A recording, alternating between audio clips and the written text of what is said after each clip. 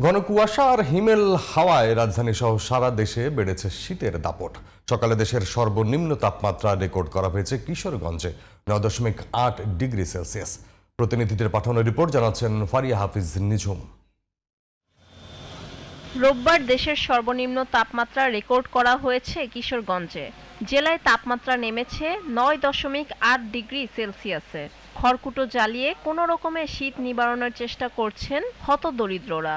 ঠান্ডা রাস্তাঘাট আসছি, কুয়াশায় অন্ধকার হয়েছে, কিন্তু পেটের খিদার জন্য কিন্তু রাস্তাঘাটে বেড়াতে হচ্ছে। খেটে খাওয়া মানুষ তো, এই জন্য আমাদের বাইরে হইতে হচ্ছে, তাছাড়া আমাদের কিছুই করার নেই।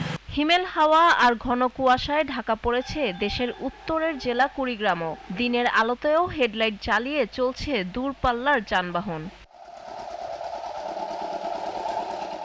ঠান্ডা বাতাস আর রাতভর কুয়াশায় দুর্ভোগে পড়েছেন গাইবান্ধার শ্রমজীবী ও খেটে খাওয়া মানুষ। সকালে জেলায় তাপমাত্রা রেকর্ড করা হয়েছে 12 ডিগ্রি সেলসিয়াস। প্রচণ্ড শীতে জনজীবন বিপর্যস্ত চুয়াডাঙ্গায়। হাসপাতালগুলোতে ভিড় করছে শীত ও ঠান্ডাজনিত রোগে আক্রান্ত রোগীরা। এদিকে দেশের সর্ব উত্তরের জেলা পঞ্চগড়েও মাঝারি থেকে ঘন কুয়াশায় ঢেকে গেছে চারপাশ।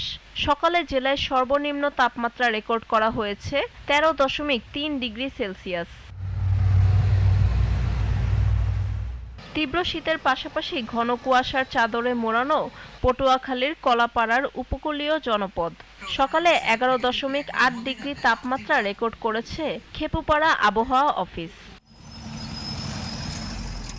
ফারিয়া হাফিজ নিঝুম, জিটিভি নিউজ।